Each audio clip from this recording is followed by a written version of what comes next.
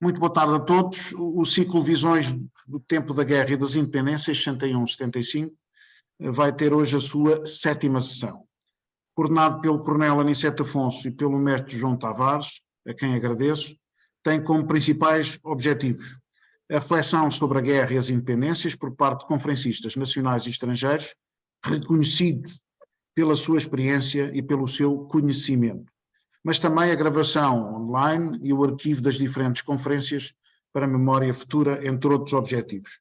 Poderão ver as anteriores conferências, desde o General Pesará Correia ao Coronel Vasco Lourenço, passando pelo professor Luís Rodrigues, pelo Tenente-General Cito Rodrigues, pelo Tenente-General angolano Miguel Júnior e pela professora cabo-verdiana Almada Santos. No YouTube da Comissão poderão consultar todas as conferências, esta também lá estará dentro de dias. Agradeço mais uma vez os apoios da Comissão Coordenadora de 25 de Abril, da Associação 25 de Abril, do Instituto da Defesa Nacional e da Liga dos Combatentes. Hoje temos a honra de contar com a colaboração do professor Dr. António José Tel, a quem agradeço desde já, membro ilustre desta Comissão Portuguesa de História Militar e professor catedrático da Academia, que nunca deixará de ser. Agora, mais conhecido do público em geral, pela sua prestação nos órgãos de comunicação social a propósito da guerra na Ucrânia, vai ser apresentado pelo Coronel Tirocinado Luís Barroso, membro também do Conselho Científico da Comissão Portuguesa de História Militar, a quem também agradeço a moderação.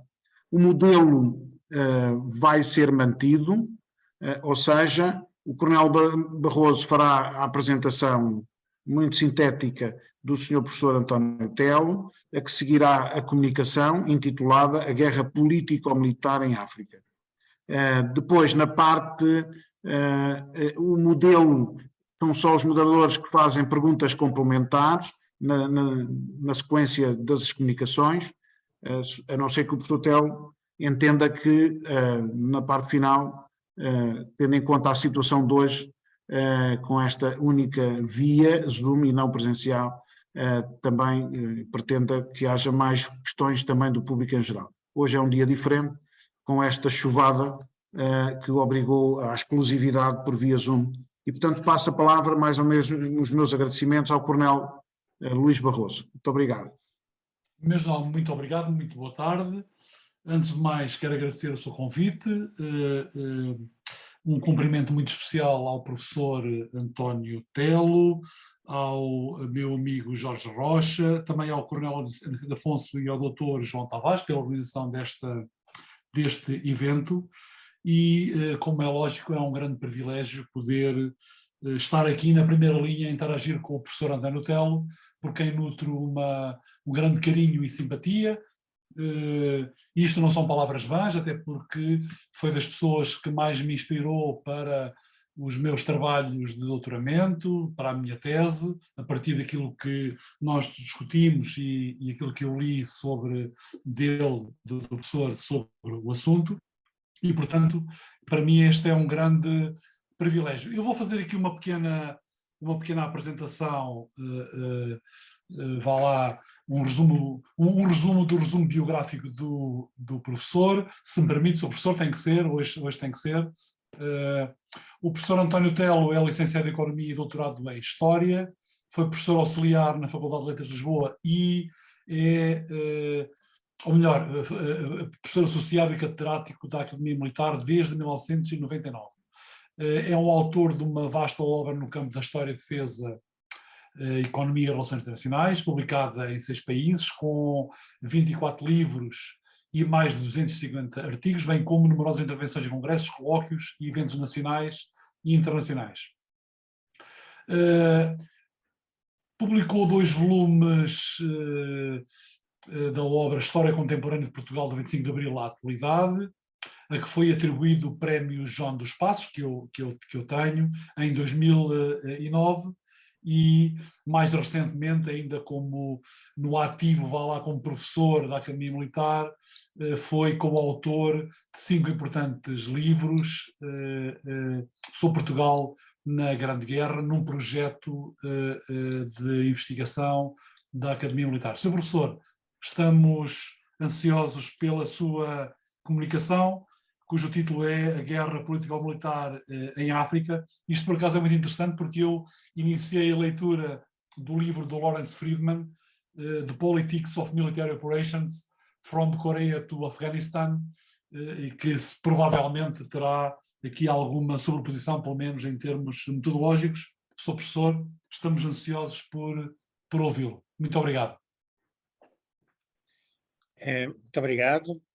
Queria começar por saudar o General Vieira Borges, agradecendo-lhe, por um lado, o convite para participar neste evento e, por outro, dando-lhe os parabéns pelo excelente trabalho que tem desenvolvido à frente da Comissão Portuguesa de História Militar e também em termos das suas muitas participações na televisão e na rádio à volta da situação internacional.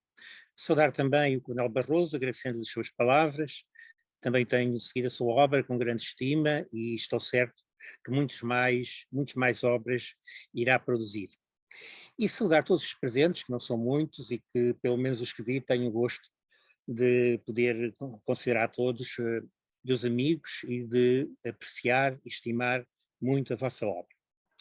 Por isso mesmo e pelas circunstâncias deste dia em particular, prometo ser breve. O que havia a dizer é imenso, mas costuma-se dizer que para bom entendedor meia palavra basta, e neste caso temos de facto o privilégio de ter só bons entendedores a ouvir estas pobres palavras. Ora bem, eu chamei esta comunicação a guerra político-militar em África, e não foi por acaso. Foi porque quando se falou nos eventos à volta das comemorações, mais uma vez em Portugal estamos sempre a comemorar, devemos ser o país mais comemorador do mundo, mas quando se falou à volta dos eventos das comemorações, eu notei que havia uma forte tendência em membros da Comissão Portuguesa de História Militar de achar que a história militar dizia respeito aos assuntos militares e ponto final. E que tudo o resto era uma coisa à parte. Existia, eventualmente, mas era uma coisa à parte. E que as coisas tinham que ser, e tinham e deviam ser encaradas de forma desligada. E eu até compreendo, sobretudo quando estas posições partem de militares profissionais, eu até compreendo estas posições, porque elas são lógicas dentro da Constituição da República Portuguesa, que nomeadamente diz, como é normal em democracias, que os militares obedecem ao poder político e aos órgãos de soberania. Isto é perfeitamente normal e correto. Em democracias é assim. Agora, é preciso distinguir os níveis a que estamos a falar. Aqui estamos a falar de história. História, essencialmente o que pretende, ou pelo menos o que deve pretender, nem sempre pretende, é explicar as coisas. E para explicar as coisas recorre-se a tudo que é necessário para dar uma explicação coerente. E qualquer guerra, deixem-me tornar a dizer, qualquer guerra é política ou militar. Ou seja, em primeiro lugar é política e só acessoriamente é militar.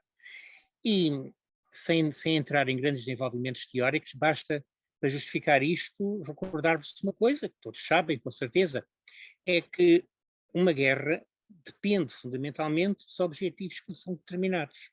E esses objetivos são objetivos políticos. E nada, isto é especialmente verdadeiro em relação às guerras insurrecionais e contra-insurrecionais. Mas, por exemplo, na guerra da Ucrânia, do ponto de vista da Ucrânia, tem um objetivo geral, que é a defesa da agressão russa e a defesa da integridade do seu território.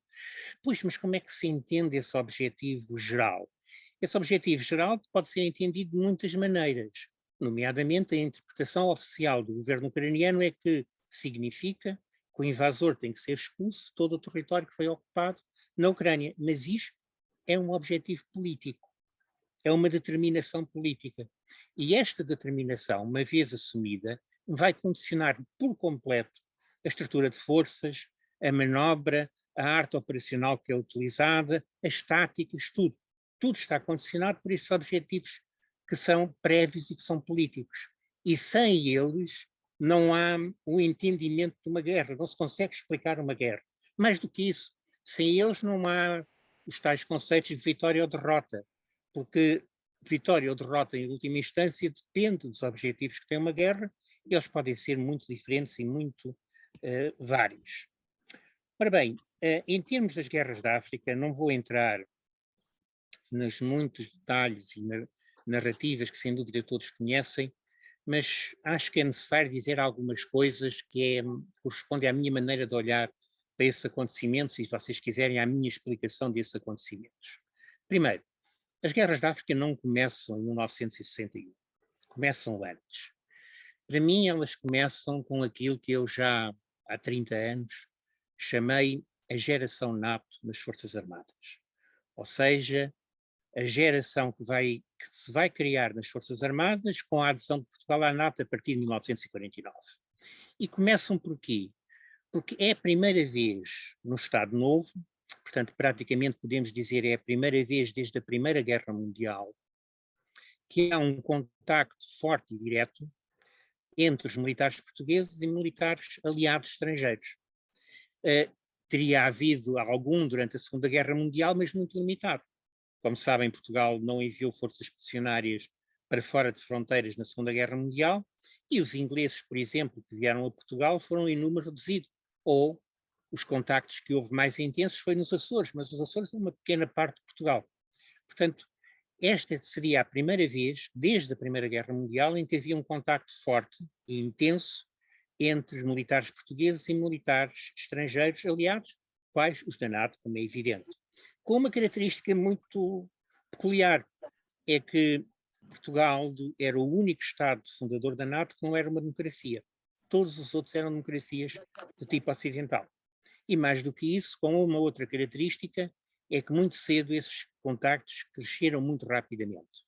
Segundo cálculos que fiz por alto, entre 2/3 e 3/4 dos oficiais das Forças Armadas passaram por manobras, cursos, exercícios no exterior e passaram várias vezes. Isto tem um efeito profundo em termos de mudança da mentalidade, principalmente do corpo de oficiais das Forças Armadas e, em particular, daquele que era o mais numeroso ramo das Forças Armadas, ou seja, o Exército. É normal que isto aconteça, e é normal que aconteça por várias razões. Aliás, recordo uma coisa, Salazar, que era um político muito arguto e muito inteligente, hesitou muito em aceitar o convite para entrar na NATO. E como ele próprio confessou a Franco Nogueira, e Franco Nogueira explica, as razões por que evitou é porque isto implicava um contacto direto e forte e intenso dos militares portugueses com os militares da NATO. Portanto, o que é que isto importa para as guerras da África? Importa muito, porque essa geração NATO rapidamente assume uma visão política do papel de Portugal no mundo. E essa visão política consiste em apostar, a partir de 58, isso é muito claro, apostar numa aproximação de Portugal feita de dentro, feita de forma gradual, feita sem o poder cair na rua, feita sem violência de rua, mas uma aproximação ao que era o modelo da NATO, o modelo das democracias ocidentais. Portanto, uma aproximação, uma liberalização controlada por quem? Controlada pelas Forças Armadas. E mais do que isso, também muito cedo, desenvolvem, principalmente, um dos nomes mais importantes desta geração, que é Botelho Muniz, o general Botelho Muniz, desenvolvem uma visão de que é preciso evitar as guerras que se desenham em África. E é preciso evitar justamente através dessa aproximação aos Estados Unidos e aos aliados da NATO e, mais do que isso, à procura de um caminho que seja possível traçar, evitando as guerras da África e aproximando Portugal, ao fim e ao cabo, do modelo ocidental, do modelo que era o dominante na NATO. Não vou entrar em pormenores, podia entrar em muitos, mas já agora deixem-me referir uma coisa. Esta geração NATO, em 1958, portanto, quando há o famoso abalo da campanha de Humberto Delgado, faz um acordo de cavalheiros muito claro com o Estado Novo, e em particular com Salazar. Este acordo de cavalheiros pode ser resumido da seguinte maneira: nós não apoiamos Humberto Delgado, porque Humberto Delgado propõe a via que nós não queremos, propõe a via da violência da rua, propõe a via que leva o poder para a rua e que radicaliza, mesmo que seja vitoriosa, vai radicalizar. Nós não queremos isso. Nós queremos uma transição pacífica, calma, ordeira, controlada, pelas Forças Armadas, sobretudo pela alta hierarquia das Forças Armadas, nada que se pareça com o modelo que é proposto por Humberto Delgado. Ora, o facto de não ter apoiado Humberto Delgado foi extremamente importante. Humberto Delgado, que era também um membro da geração NATO, vê-se isolado. E quando ele aposta numa movimentação militar que o apoie, ela não surge, pura e simplesmente. Em contrapartida, há também um preço a pagar por isto.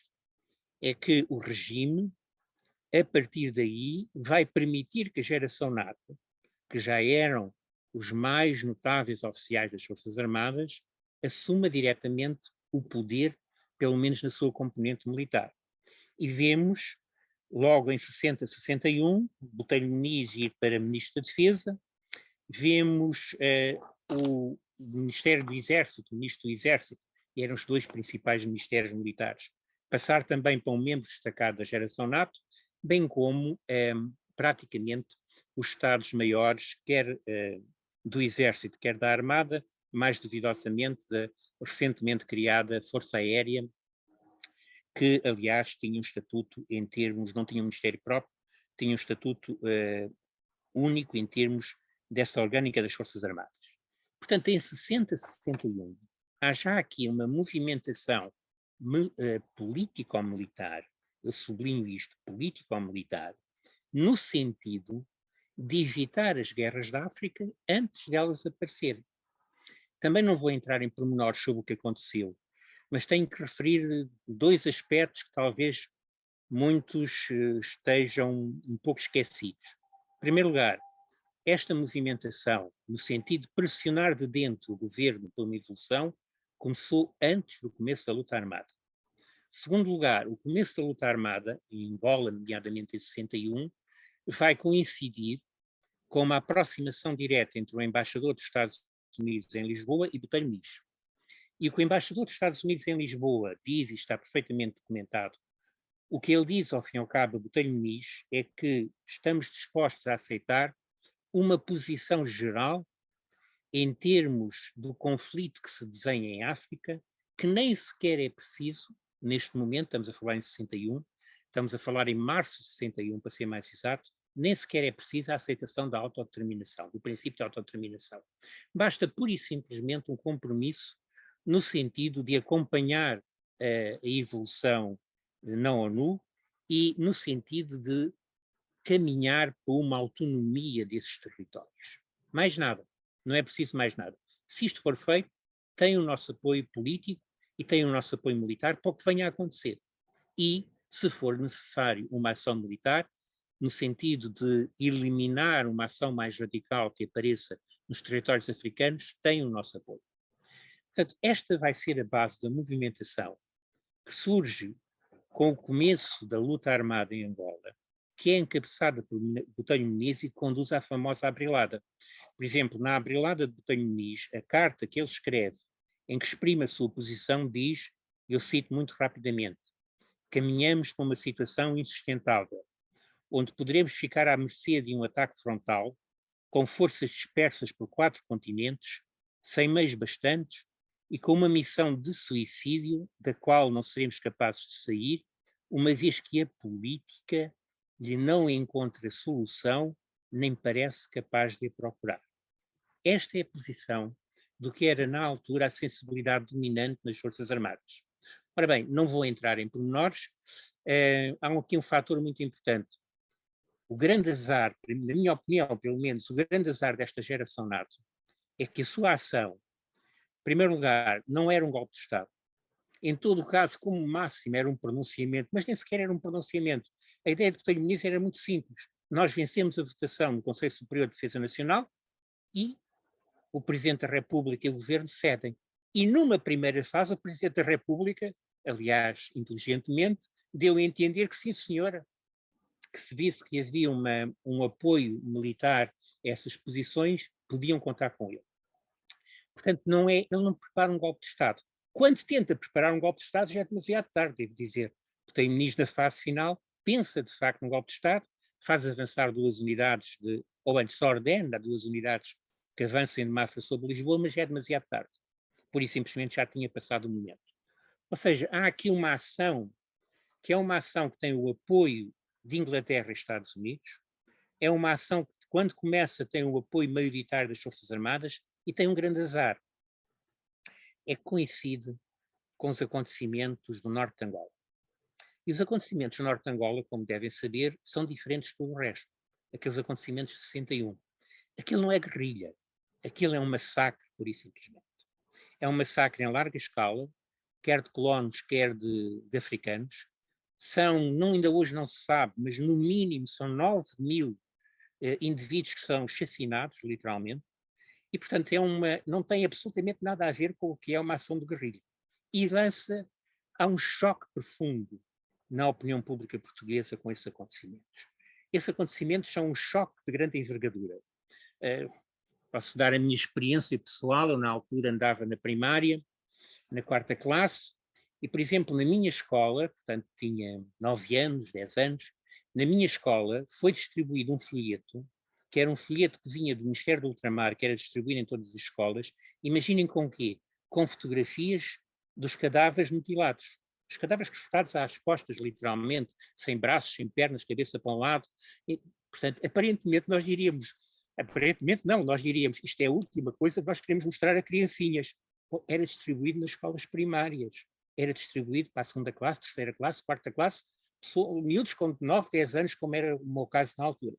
Portanto, isto é um choque profundo na opinião, e este choque é que está por detrás da mudança que impede a vitória desta geração NATO no movimento que faz em abril de 61.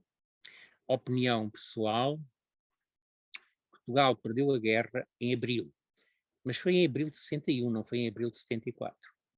E perdeu a guerra por uma razão muito simples, mas muito pertinente.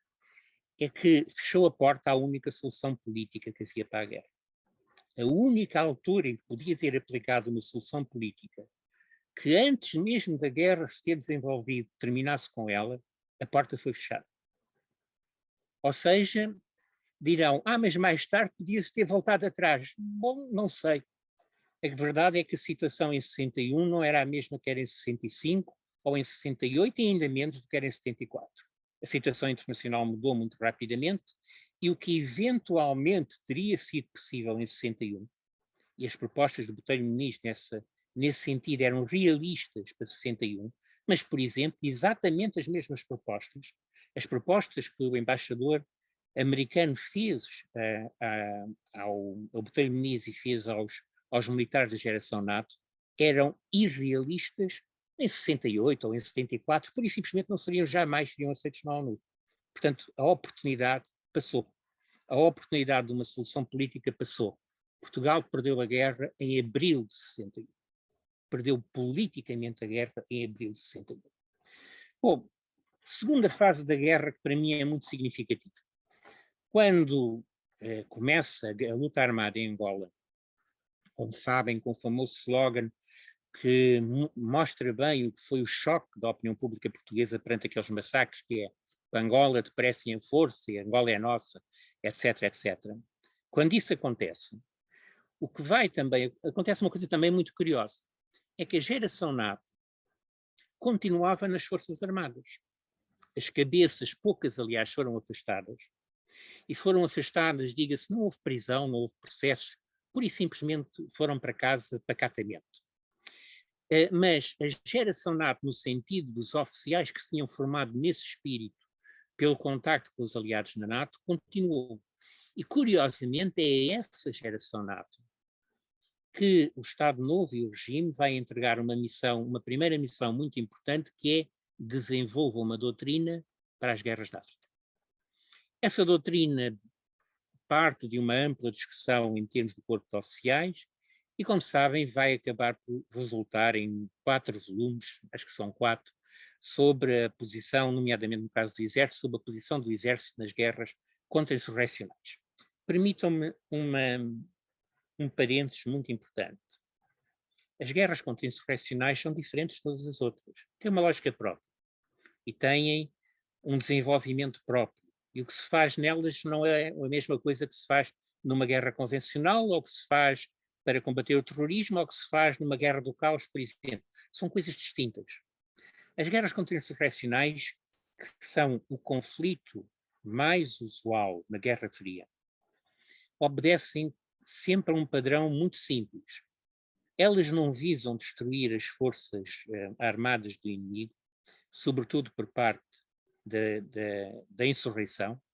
Elas visam, sim, criar uma situação em que o inimigo seja obrigado a crescer, a aumentar a sua presença militar e a ter uma ação política, quer sobre as populações, quer sobre essa força militar acrescida.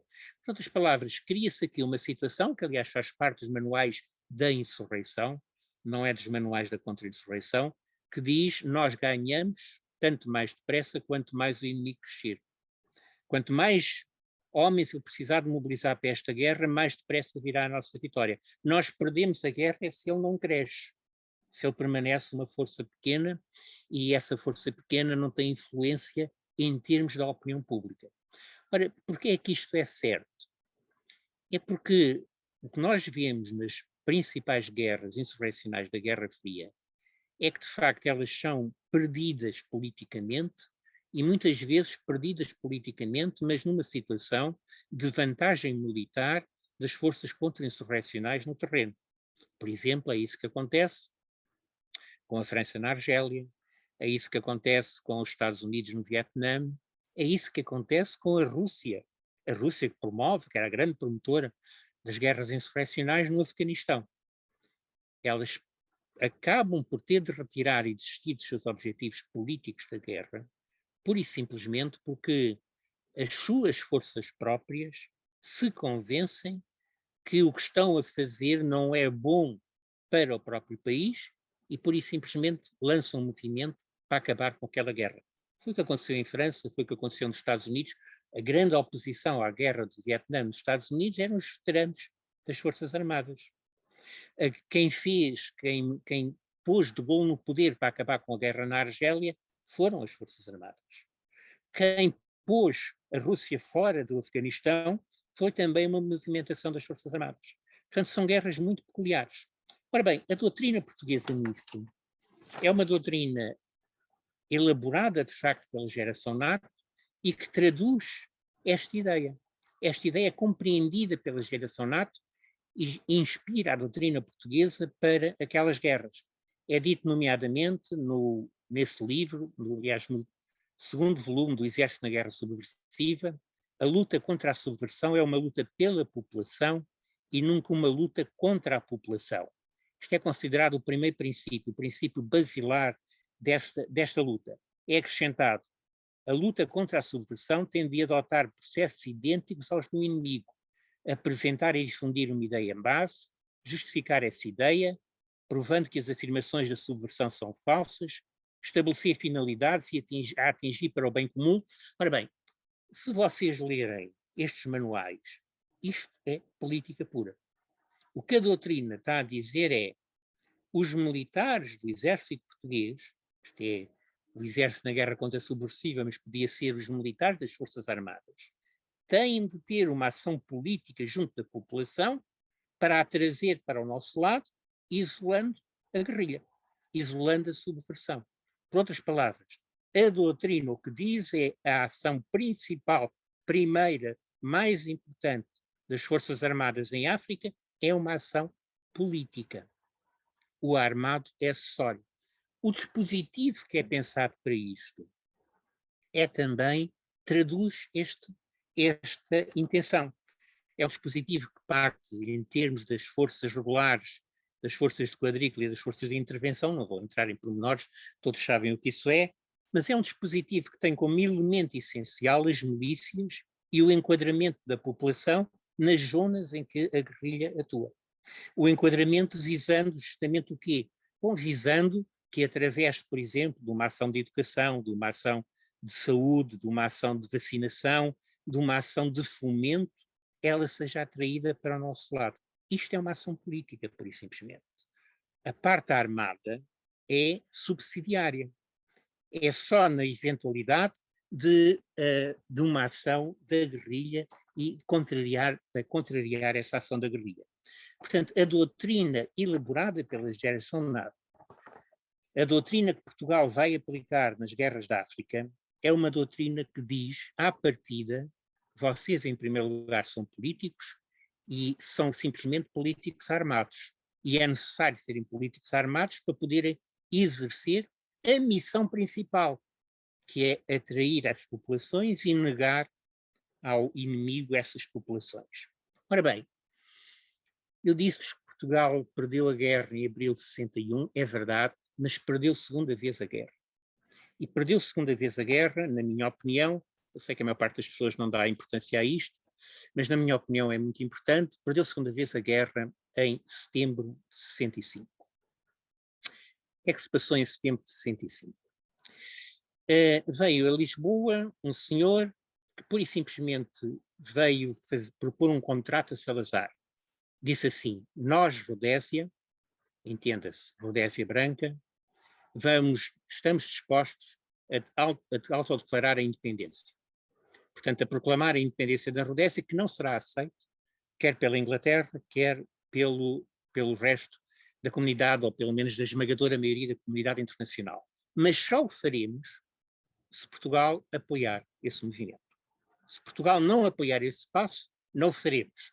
E Salazar, mais uma vez torno a dizer, um político muito arguto e muito inteligente, percebeu imediatamente o que é que isso significava, coisa que, infelizmente, muitos analistas portugueses ainda hoje não percebem.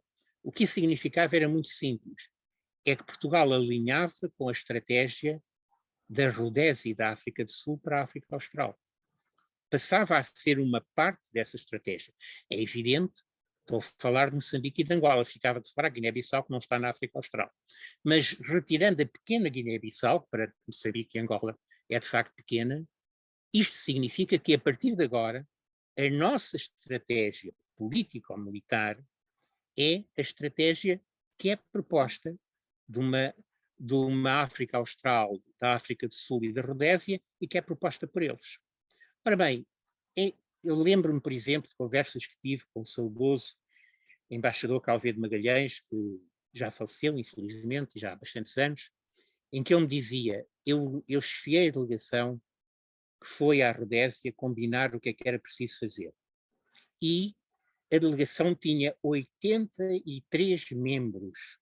Estava tudo, nomeadamente a economia, a finança em peso estava lá. Havia também militares, mas eram poucos. Era essencialmente economia e finanças. E foram assinados centenas de contratos com a Rodésia, porque a Rodésia tinha uma noção muito clara que sem o apoio português não avançava na independência, e ela disse isso claramente a Salazar. E Salazar deu luz verde, avancem que nós apoiamos. Ora, qual é a importância disto? Porque é que eu digo que isto é a segunda vez que Portugal perde a guerra? É porque Salazar hesitou muito, também nisto hesitou muito antes de tomar uma posição.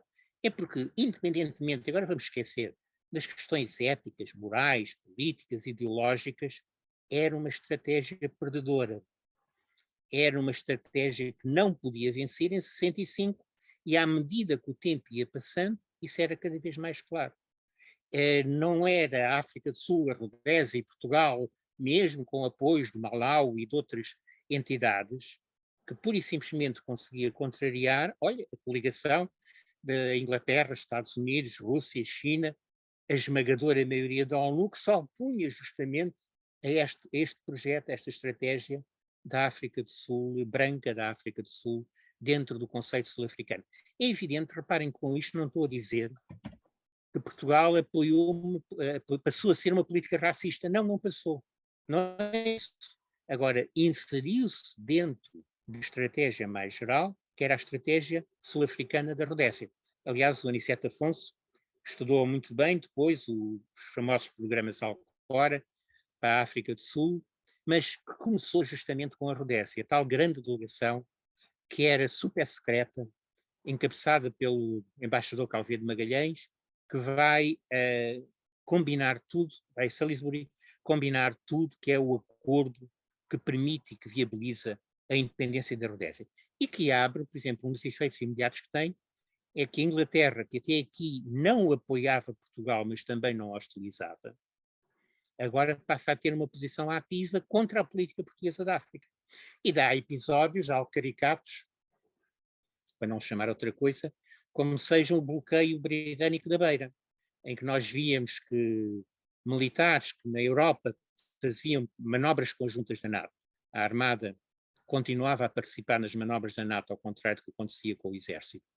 Mas esses militares faziam manobras conjuntas e depois na Beira estavam um de um lado e outro do outro. Mas quer dizer, estavam amigavelmente. Temos muitos casos de marinheiros e não só, militares ingleses ficavam doentes nos navios e eram evacuados para tratamento no Hospital da Beira.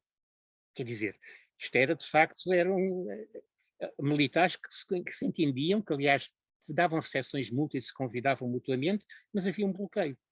Havia um bloqueio britânico da Beira. Portanto, alinhar nesta estratégia é alinhar numa estratégia perdedora e é, à partida, dificultar e impedir o avanço daquilo que era a solução política da geração NATO, que ainda poderia ser reavivada e que em 65 talvez ainda tivesse algumas hipóteses. Depois é que já não teria.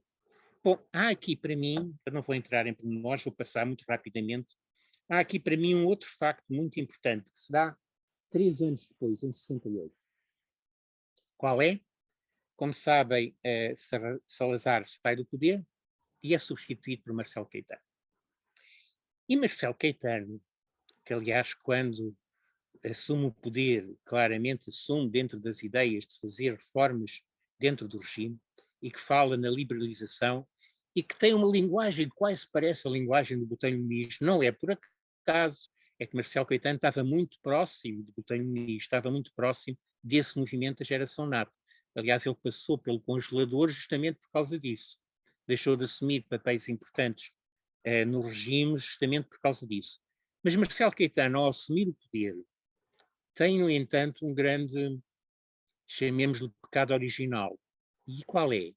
É que ele assume o poder dentro de um compromisso, que é o compromisso que lhe é imposto pelo Presidente da República e que lhe é imposto por algumas das chefias militares. Esse compromisso é: a política para a África não se mexe nela, é inatacável nos seus princípios e tem de continuar. E Marcelo Caetano assume esse compromisso. E, eventualmente, torcendo-se por dentro, mas assume esse compromisso. E esse compromisso é muito significativo, vai abrir para aquilo que é, ao fim e ao cabo, a fase final da Guerra da África, esta fase de 69, 74, uma guerra que já estava politicamente perdida desde 61, estrategicamente perdida desde 65, e que agora passa a entrar naquilo que podemos chamar a fase errática, que é a fase do diz, mas não faz, e faz, mas não diz. Principalmente por Marcelo Caetano. Reparem, este é o período em que as principais chefias militares, começar agora na Guiné, com o general Spínola, mas continuando depois por Angola, vão assumir de uma maneira clara o que eventualmente nos tempos de Salazar não se atreviam muito a assumir, mas vão assumir de uma maneira clara a procura de uma saída política. O general Spínola não só mantém contactos com Amílcar Cabral e com os moderados do PAIGC, mas mantém contactos com os países vizinhos, principalmente com o Senegal, no sentido de uma solução política. E ele acha, independentemente de ter razão ou não, o general Spínola nem sempre o que ele achava se concretizava, mas de qualquer modo ele acha que tem uma solução política para a guerra. E como ele próprio descreve nas suas memórias, que todos devem conhecer, foi em 72, quando veio a Lisboa falar com o Marcelo Caetano e lhe disse: eu tenho aqui a solução política para a guerra, implica, no entanto, aceitar o princípio de uma autonomia crescente que pode chegar à autodeterminação. Já agora, autodeterminação não é sinónimo de independência, são coisas diferentes. E são coisas muito diferentes. Mas, de qualquer modo, quando ele disse isso segundo ele descreve, eu não sei se é verdade e só estavam os dois a falar, portanto, estava ele e Marcelo Caetano a falar, e segundo ele descreve, Marcelo Caetano ter-lhe-á dito que não, que é preferível uma derrota com honra na Guiné do que uma rendição com desonra. E o próprio general Spínola diz que a partir daí, diz nas suas memórias, a partir daí eu percebi que era preciso outro caminho. Pura e simplesmente não era suficiente o que estava a fazer. Mas, por exemplo, algo semelhante se passa em Angola. embora não, não tão longe quanto o general Spínola, porque o general Spínola negociava diretamente com os governos vizinhos, nomeadamente com o governo de Senegal. Mas em Angola passa-se algo semelhante. A procura, nomeadamente, do famoso Acordo dos Madeireiros, já envolvendo a África do Sul, já envolvendo a Rodésia, já envolvendo os países vizinhos, é justamente a procura dessa saída. E é ela, em larga medida, que permite a solução, chamemos-lhe assim, a evolução, talvez seja mais correto dizer, da Frente Leste. Aquilo que os militares portugueses consideraram, com razão, na minha opinião, uma vitória militar significativa na Frente Leste, através do acordo, nomeadamente, envolvendo a UNITA em termos da Frente Leste, mas envolvendo também muitas forças vizinhas. Já agora, o Coronel Barroso estudou muito bem, justamente no período anterior, toda a política hábil de Portugal em relação ao Congo/Zaire, que levou, nomeadamente, a que uma das forças militares mais significativas que Portugal utilizou fora de fronteiras, os famosos gendarmes de Katanga, estivessem lá e estivessem disponíveis nesta fase final, e eram uma força militar eficaz, embora relativamente pequena. Portanto, há aqui também esta procura de uma solução política em Angola, contrariando, ou pelo menos explorando ao máximo o que era a margem de manobra que Lisboa deixava.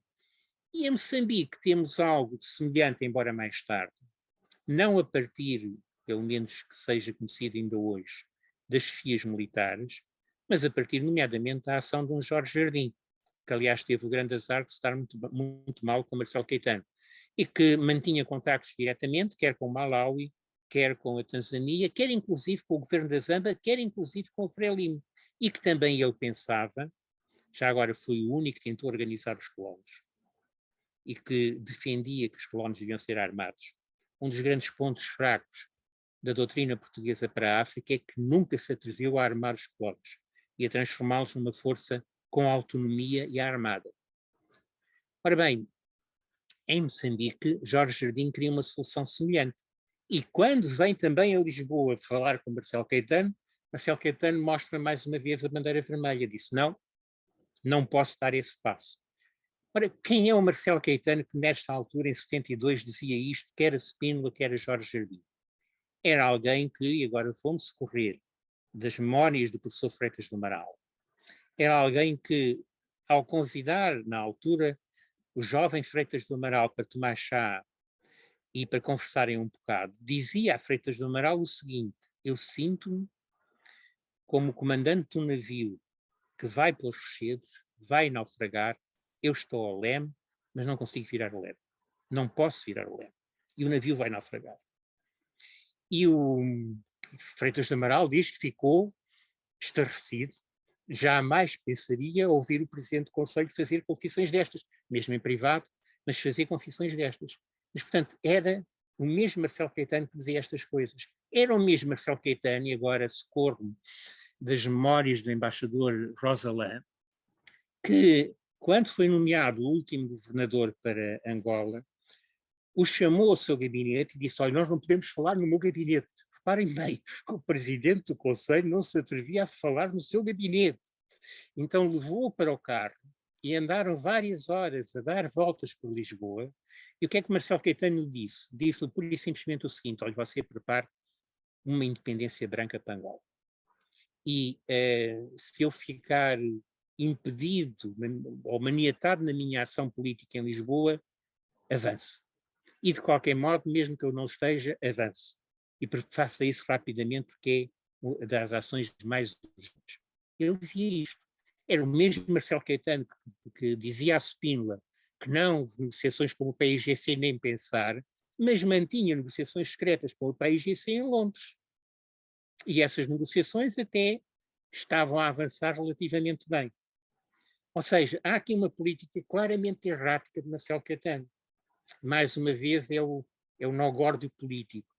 Marcelo Caetano, que estava ligado ao seu compromisso, que era o compromisso de não se pôr em causa a política africana, o compromisso que lhe permitiu assumir o poder, mas que ao mesmo tempo continuava a ser o Marcelo Caetano de 61, que simpatizava de facto com a única força significativa em Portugal que propôs uma solução política para as guerras da África, que foram os militares da Abrilada de 61, e que ele estava muito próximo deles.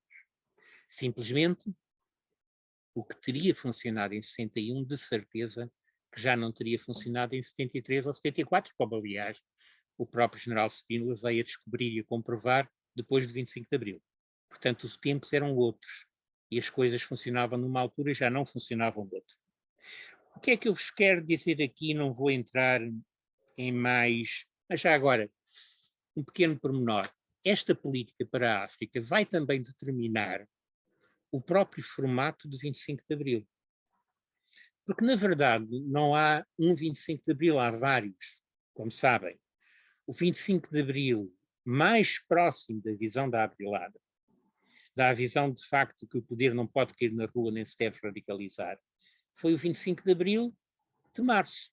Foi o movimento das Caldas, que foi decapitado, ainda hoje, segundo formas que não estão muito claras porque é que foi decapitado, porque é que saiu e não foi apoiado. De qualquer modo, é claro que não foi apoiado e que a maior parte dos oficiais que apoiavam Spínola, de facto, estava na prisão quando 25 de Abril. Ou seja, participou no movimento de março que não venceu, que foi um fiasco. E isto permitiu aquela indefinição do 25 de Abril, que, aliás, diga-se, como outro grande azar para Portugal e para os portugueses, que foi ter como principal figura militar que sai de 25 de Abril o general Spínola.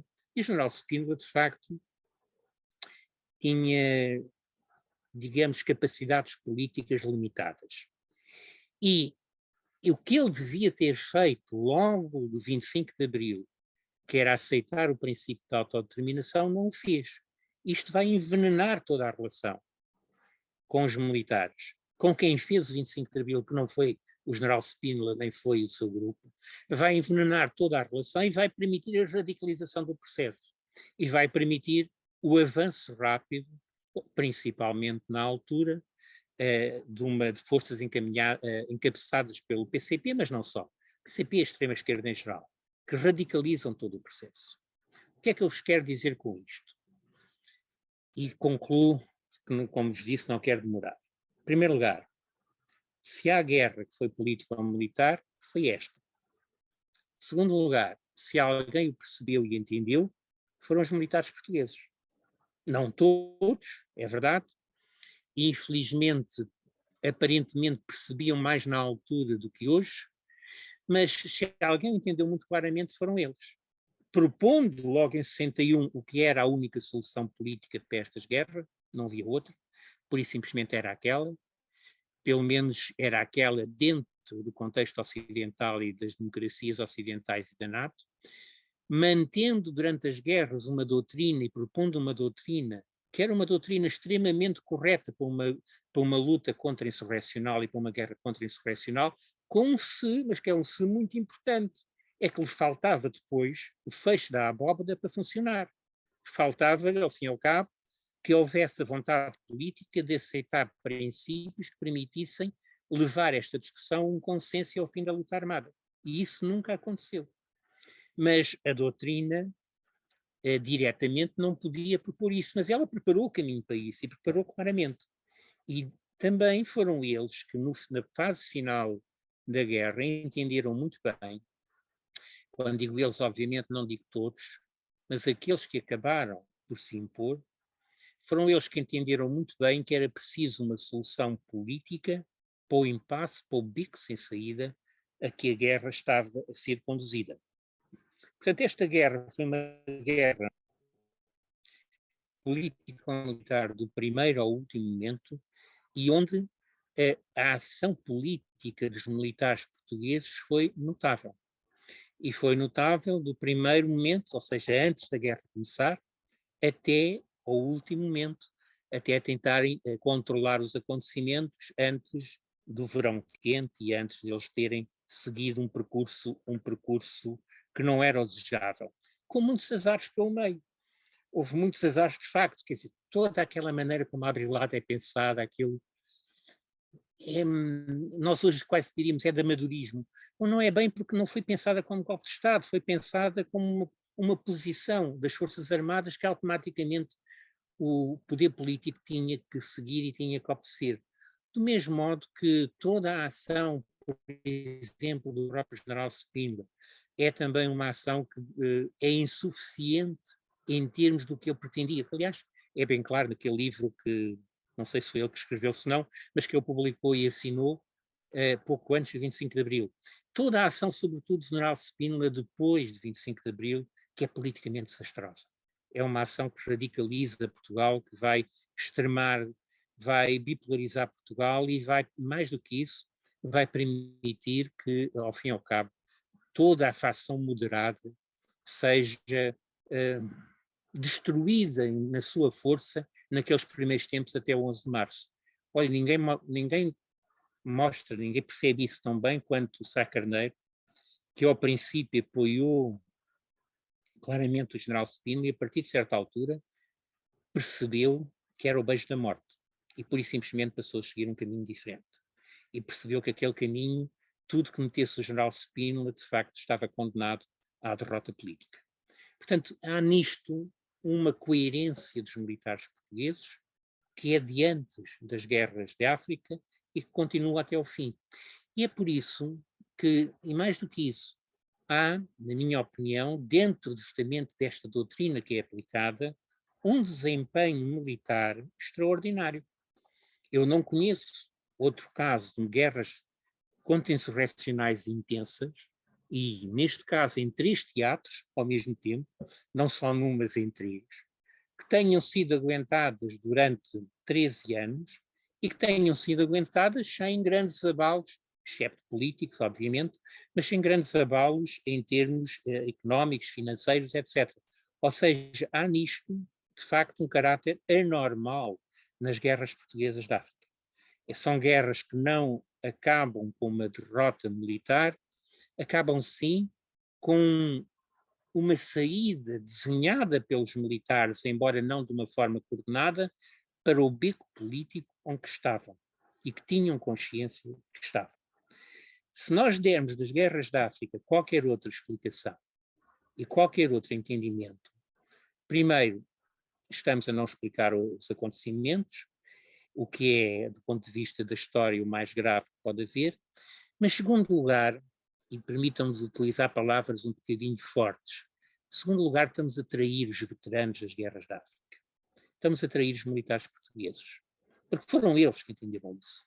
E foram eles que aplicaram isso, com azar, com problemas imensos, táticas e orgânicas, de imaturidade, mas foram eles que entenderam isso, e entenderam isso muito cedo, mais cedo que qualquer outro setor da sociedade, entenderam isso nos anos 50 e fizeram a aposta certa nos anos 50, que era a melhor maneira de vencer estas guerras é que elas não começam. E se começarem, que Portugal tenha à partida o apoio dos seus aliados naturais, por outras palavras, principalmente dos Estados Unidos e do Reino Unido. Não vos quero amassar mais, isto é de facto meia dúzia de referências muito breves, do muito que havia a dizer, mas como disse, para bom entendedor, meia palavra, ou neste caso 1/10 da palavra basta.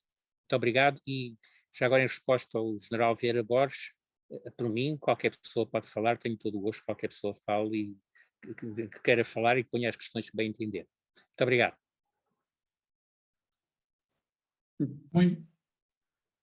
Muito obrigado, professor, por essa, mas eu começava então pelo Coronel Barroso, ele é que fará essa condução, não sei se ele consegue ver as pessoas e depois passar a palavra. A primeira pergunta é certamente dele, até porque o professor também lhe fez referência. Agradeço imenso esta síntese que poucos podem fazer, esta explicação da guerra, certamente diferente até do que eu já tinha lido, não só da sua parte, portanto há aqui uma abordagem ligeiramente diferente até dos seus escritos, mas para 45 minutos ou 50 minutos que aqui tivemos, foi um prazer enorme e continuaríamos aqui certamente muito mais tempo. Muito obrigado, professor. Então a palavra do Barroso, se precisar de ajuda, eu tenho aqui a visão global. Faz favor. Geral. O único historiador que não aprofunda e muda o seu pensamento é o que está morto. Eu, por enquanto, ainda não estou. Obrigado. Alguns nem tanto. Barroso. Muito obrigado, Sr. Professor, muito obrigado pela excelente comunicação.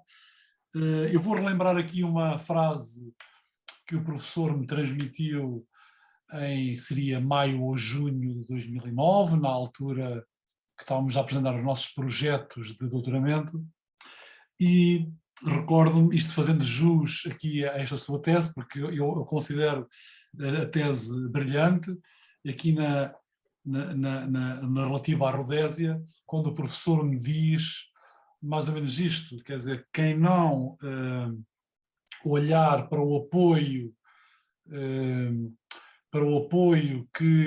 político Portugal, que Salazar quis dar a Ian Smith, não está a ver bem qual é, está a olhar para os tijolos e não consegue ver a parede. Uma coisa deste tipo, fazendo jus aqui à sua tese e àquilo que aqui nos apresentou. Eu gostei muito, e como é lógico, está em linha com aquilo que eu acho que é o professor, que é uma referência nacional. Esta sua tese, eu estou a estudar agora as atas do Conselho Superior de Defesa Nacional de 68 a 74, que foram disponibilizadas a meu pedido pela Presidência da República e de facto é muito interessante aquilo que foram as reuniões de Caetano com os membros do Conselho e qual é que foi o esforço de Caetano desde outubro de 68 até abril de 69 em tentar perceber qual é que era a situação nos teatros. Vai um bocadinho em linha, parece-me que não sei se o professor já tem acesso, já teve acesso ou não a essas atas, mas o que é certo é que, de facto, esse tal comprometimento de Caetano com o Américo Tomás e com alguma linha militar na altura, numa das reuniões, Caetano pede ao Américo Tomás para participar na reunião, para ele próprio assistir ao briefing dos comandantes-chefes e dos ministros para perceber qual é que era a situação e pronto, e houve ali de facto um anuimento também de Caetano na solução militar, porque foi assim que foi apresentado. Afinal, a situação não é tão boa como à primeira vista parecia, mas parece que a solução militar ainda é possível. É mais ou menos a frase de Caetano. Eu tinha uma questão para o seu professor.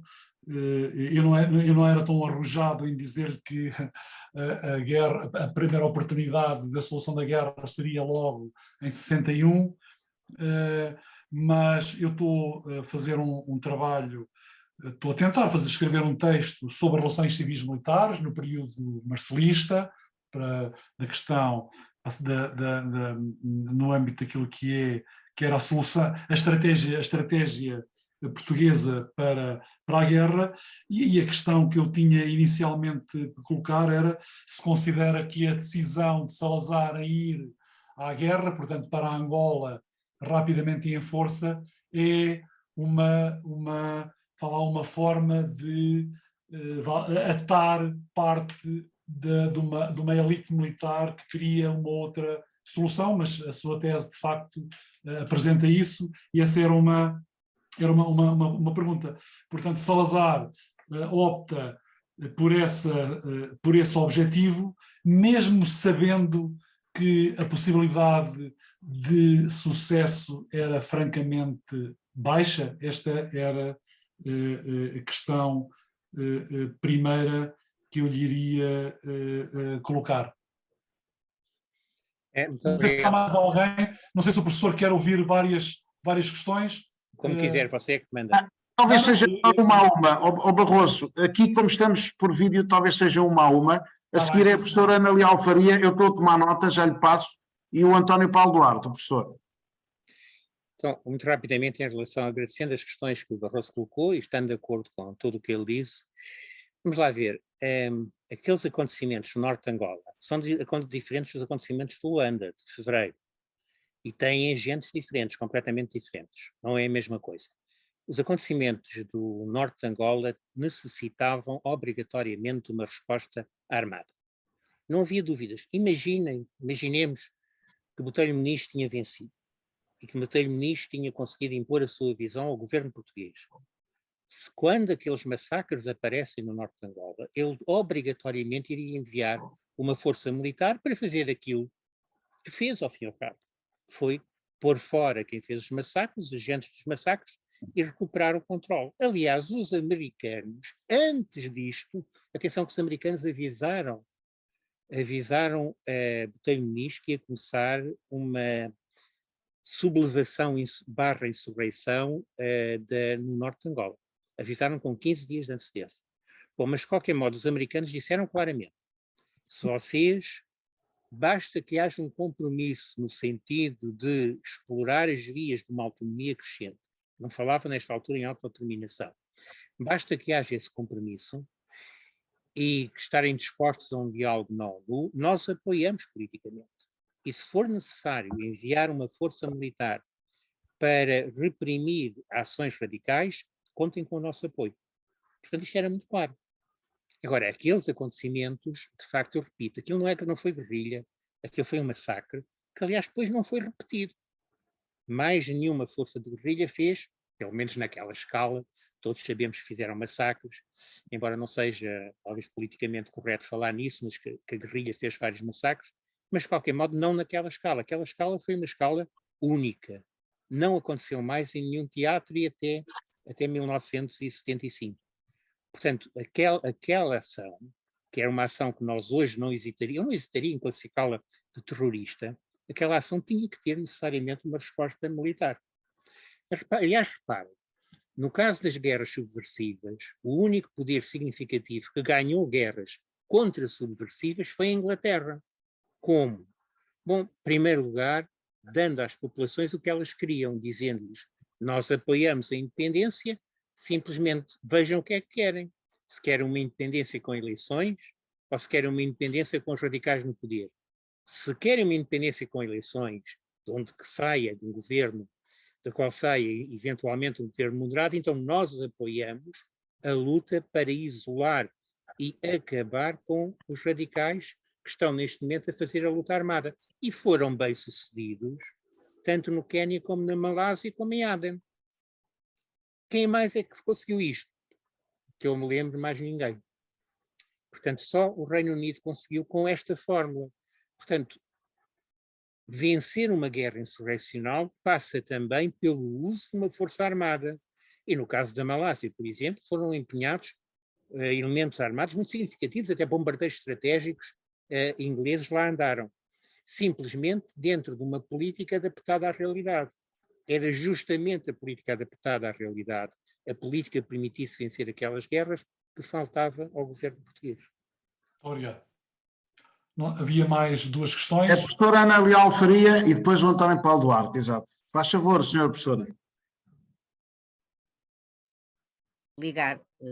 Boa tarde a todos. Peço desculpa de alguma interrupção que eu tive que aqui fazer por motivos familiares, mas agora já estou mais calma e queria agradecer imenso esta oportunidade, cumprimentar o Sr. General Vieira Borges e o meu colega, ainda por alguns tempos na Faculdade de Letras, o professor António Telo, que é sempre um gosto ouvi-lo. E relativamente às suas referências, eu gostei imenso de ouvir, devo dizer que deu da guerra uma visão que eu acho que é a visão que eu não consigo separar da guerra, que é a visão política. Acrescentando, digamos assim, às suas referências, talvez aquela que eu vá dizer seja menor, mas há uma data que a sua intervenção, a sua conferência me suscitou e levantei-me numa altura que me levantei foi para ir buscar um livrinho, que é citada pelo professor Freitas do Amaral, não sei se nas suas memórias, mas num livrinho que ele publicou em 1994, quando foi aberto o arquivo do Ministério dos Negócios Estrangeiros para umas negociações que ocorreram, ou portanto disponibilizando ao público, umas negociações que ocorreram no verão de 1993, entre Salazar e o enviado especial do presidente Kennedy, o Sr. George Ball. Houve 2 reuniões, depois elas continuaram com Franco Nogueira, no sentido de se pensar numa autodeterminação para as províncias ultramarinas, considerando que não é possível, ou digamos, do ponto de vista português, a independência não era a única alternativa para a autodeterminação. Essas negociações falharam. Franco Nogueira atribui o falhanço à morte do Kennedy, mas, ao contrário, Freitas do Amaral considera, elencando uma série de razões, que foi sobretudo a intransigência de Salazar. De qualquer forma, não penso que será um contributo, digamos assim. Houve tentativas por parte dos Estados Unidos e diz Freitas do Amaral e prova com a documentação que extraiu do arquivo, que de todos os presidentes dos Estados Unidos da época, ao contrário do que passou para a opinião pública, no fim de contas, aquele que mais estendeu a mão a Portugal nesta questão africana foi precisamente o presidente Kennedy e não o presidente Nixon ou outros.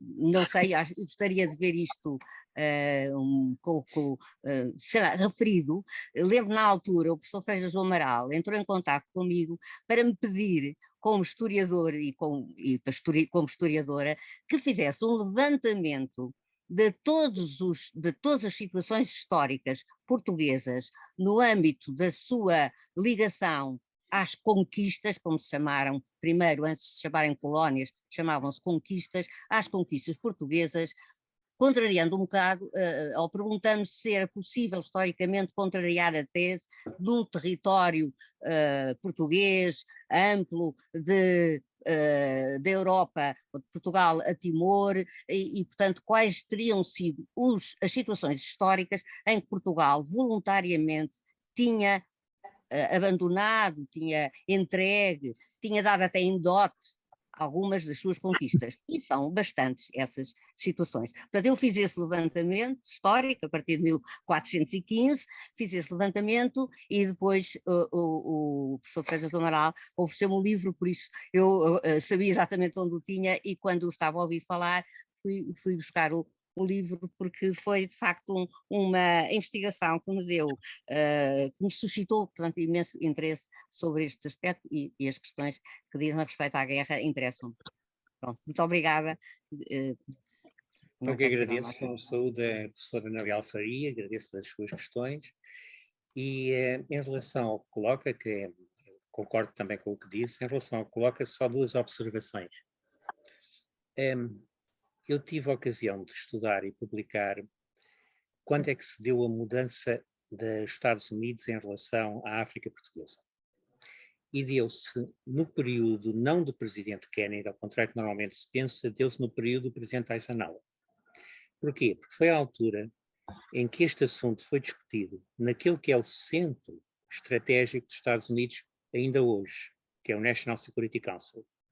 E no National Security Council, a posição que era tomada era muito simples: a África vai mudar, nós não podemos continuar a apoiar a posição portuguesa em África, sob pena de termos um continente inteiro que vai parar a Moscovo. Como tal, temos que alterar a nossa posição. E a posição que foi decidida nessa altura pelo presidente, depois na fase final, o presidente Eisenhower chega e toma uma decisão. O National Security Council não tem qualquer poder executivo. Portanto, ele não pode tomar decisões. Ele propõe coisas ao presidente e o presidente é que decide. E o presidente Eisenhower assumiu, portanto, a nova política onde se previa uma alteração das relações com Portugal por causa da situação africana.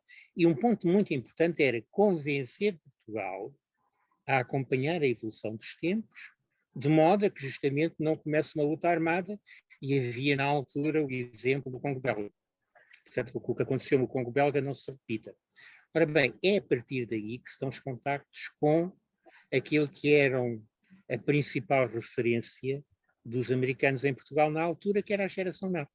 A começar em Botelho Muniz, continuar por Almeida Fernandes, enfim, pelos muitos responsáveis militares e políticos da geração NATO.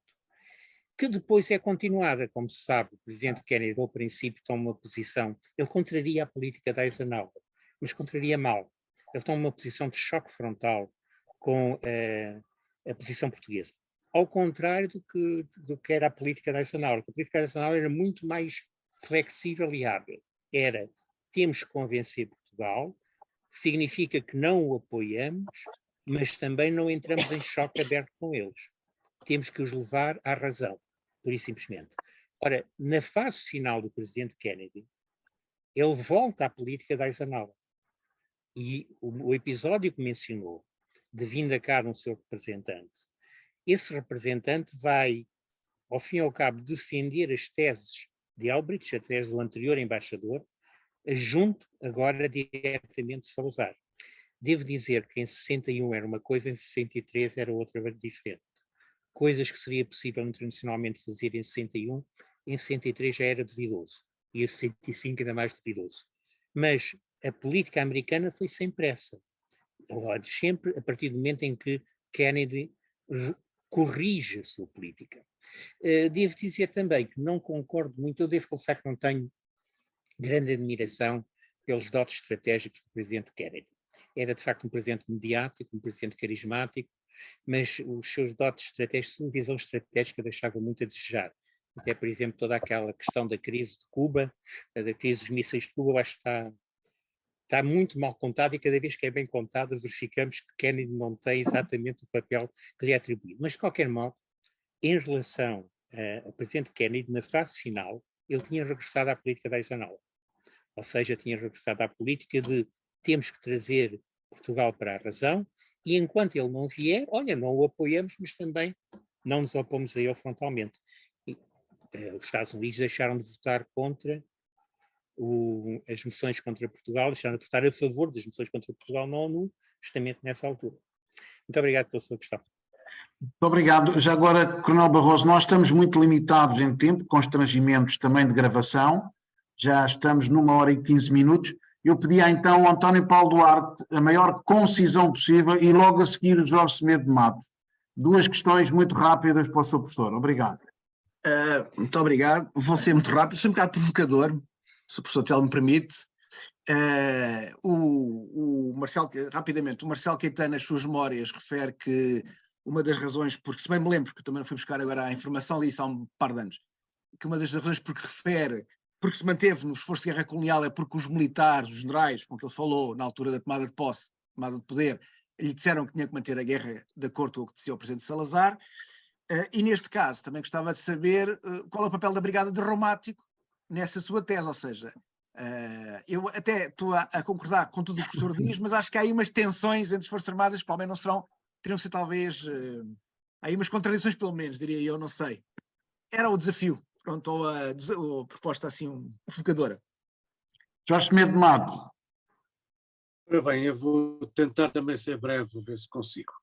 Eu acho que esta questão da guerra tem a ver com uma questão que é anterior e que de algum modo é a forma como Portugal encara a questão colonial. A questão colonial tem ou não tem uma evolução em Portugal, e isto digamos, uma convicção que eu não consigo fundamentar de algum modo, a partir, digamos, do ministro das colónias, Marcelo Caetano, pelo menos, enfim, talvez com uma interrupção com o ministro que vem a seguir, Teófilo Duarte, que era assim um pouco diferente, mas depois está uma sucessão de ministros, que é o Sarmento Rodrigues, Raul Ventura, Lopes Alves e finalmente Adriano Moreira. Eu tenho presente aquela ideia, aquele relato que Adriano Moreira faz de um encontro, ou de uma entrevista, de um despacho, com uma reunião com Salazar, onde Salazar lhe diz que temos que mudar, e ele diz: Vossa Excelência acaba de mudar de ministro. Não sei se acho isto assim um bocadinho, achei sempre isto assim um bocadinho, enfim, não faço comentários. Mas a verdade é que o ministro foi demitido em 62 e cessa ou não cessa aí uma linha de transformação, digamos, do processo de transformação da visão portuguesa sobre as colónias, ou pelo menos uma tentativa de visão portuguesa sobre as colónias. Ainda dois detalhes. Betém Muniz, há aqui um momento onde há aqui uma figura que joga ou não joga, digamos, um passo decisivo na altura, naquilo que já tinha que ser um golpe de Estado, que é a Causa da Arriaga e os seus paraquedistas, que tinham acabado, enfim, tinham uma formação recente e que ficaram na Força Aérea de uma forma normal em relação ao que seria, ao que acontecia em todo o mundo, e é onde a Causa da Arriaga teve um efeito, teve de facto um papel importante, que jogou, ou que me parece que jogou.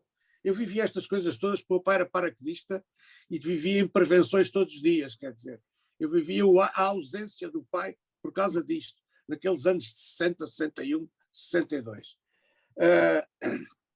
A última questão, portanto, ainda dentro de tudo aquilo que o professor Telo disse, há uma instrução para a independência branca de Angola, em 73, salvo erro, se a memória não me falha em relação àquilo que disse. Mas há ou não há uma tentativa de independência de Angola, creio que em 64 ou 65, independência branca, por parte de Deslandes, que tinha sido governador, foi nessa altura governador de Angola, que vem a Lisboa e já não regressa. Já não o deixam voltar. Creio que é em 63, 64. Será por essa altura. É tudo. E é muito, penso eu. Muito obrigado. Muito obrigado. Muito rapidamente, tendo em conta o tempo. Em primeiro lugar, o António Paulo Duarte, que eu saúdo, toca numa questão muito importante. Eu disse várias vezes, quando falei em militares portugueses, acrescentei várias vezes, atenção, não são todos. Portanto, há aqui uma corrente que umas vezes é maioritária e outras vezes está autossilenciada por razões inclusive táticas, até depois surgir outra vez à superfície. Essa corrente tem, de facto, dois momentos muito diferentes. Até a Abrilada, essa corrente reúne, podemos dizer, a maioria da alta hierarquia. A partir da Abrilada, há muito cuidado na nomeação a general. E esse cuidado é um filtro político. E, portanto, esse filtro político faz sentir. E, como tal, a evolução da mentalidade do corpo de oficiais passa a decorrer principalmente a partir daquilo que podemos chamar os escalões intermédios. São aqueles que se envolvem diretamente nas operações da Guerra da África. Qual é o efeito que isto tem? É que enquanto antes antes de 61, este movimento da geração NATO era um movimento politicamente moderado, ou seja, que tinha como referência, de facto, as democracias tipo ocidental da NATO, dentro da visão moderada, que no máximo chegaria à social-democracia alemã, mas não avançaria mais do que isso. A partir de 61 e, sobretudo, a partir de 63, 64, este movimento é mais radical, porque tem uma via de evolução diferente. Agora, a via de evolução já não é o contacto com a NATO, que só é mantido praticamente pela Armada, mas pelo Exército praticamente não é mantido. Agora, a via de evolução é o envolvimento nas operações em África. E isto vai dar resultados completamente diferentes. Em termos da maturidade política, de facto, os militares fazem o 25 de Abril não têm a maturidade política de um botelho Beach em 61. E em termos também da maneira de se situar, são menos moderados, de facto. São menos moderados do que eram os de 61. Mas tem a ver com isso. Tem a ver, nomeadamente, com o facto de os contactos com a NATO terem sido, eu diria, praticamente cortados para o Exército a partir de 61, pelo menos em termos de escalões intermédios. Os exercícios comuns, os treinos, etc., passaram a reduzir-se para 1/20 do que eram. Só oficialmente quem continuava era a Armada, e tem a ver com a evolução que é feita a partir da experiência das guerras da África. Ora bem, a última questão, e havia muito mais a dizer, mas a última questão que me foi colocada é também muito pertinente. Obviamente gostaria muito de ficar aqui a falar sobre a importância das colónias, decisiva na formação da mentalidade nacional e decisiva desde 1415, portanto é bastante para trás, muito para trás. Do mesmo modo que, por exemplo, a reconquista antes dela é decisiva também para a formação dessa mentalidade. Não vou entrar nisso, senão nunca mais saímos daqui. Em relação ao caso de Deslandes que menciona, já tinha ouvido falar nele, mas não lhe posso acrescentar nada. Francamente, não sei dizer concretamente o que é que aconteceu, o que é que deixou de acontecer. Agora, que na fase final havia de facto o que podemos chamar de atitudes erráticas por parte de Marcelo Caetano, isso havia, temos muitos exemplos. O que, aliás, é perfeitamente normal, se acreditarmos no que diz, eu acredito, no que diz o professor Freitas do Amaral, que Marcelo Caetano, ao tomar chá com ele, disse: olha, eu sou o comandante de um barco que vai naufragar e eu não consigo alterar o rumo. Imaginem-se, isto é um drama digno de uma peça de Shakespeare. Imaginem-se no vosso caso, verem que o barco que estão a governar, teoricamente são vocês o governante, vai contra os rochedos e não conseguem mudar o rumo. Isto é um drama tremendo, terrível. Alguém inteligente como era Marcelo Caetano. Portanto, é normal estas atitudes erráticas. Estes acontecimentos são finais, os da independência branca de Angola, esta recomendação de Marcelo Caetano. Já agora, o facto de não querer fazer no gabinete significa que ele se encontrava, que ele se sentia cercado.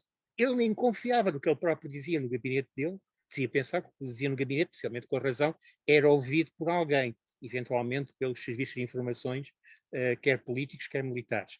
Ele nem se atrevia no gabinete a ter estas conversas.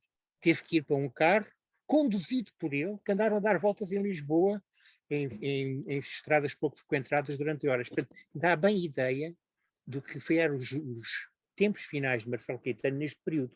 Já agora, muitos dos nomes que mencionou são justamente, a começar no professor Adriano Moreira, são justamente aqueles que têm uma simpatia pela visão política da geração NATO até 61.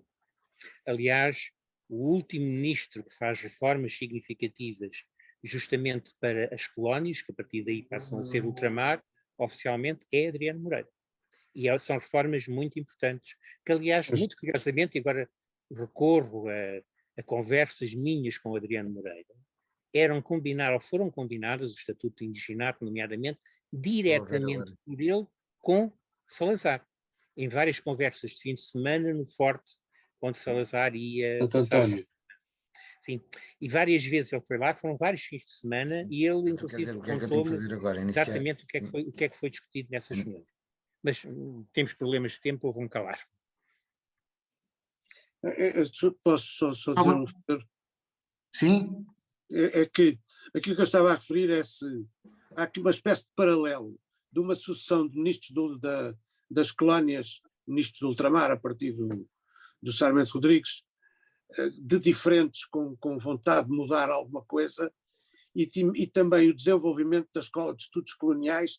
Digamos que há uma corrente nacional que não é tem alguns elementos das Forças Armadas, naturalmente o Sarmento Rodrigues é um deles, mas há outros. Há de facto uma consciência de que no pós-guerra a situação colonial tem que ter alguma alteração, e há um esforço nesse sentido que cessa em 62. Digamos, isto é uma ideia se calhar construída, não sei, da minha parte, nunca a estudei com grande, digamos que tem a ver com os estudos sobre Sarmento Rodrigues, enfim.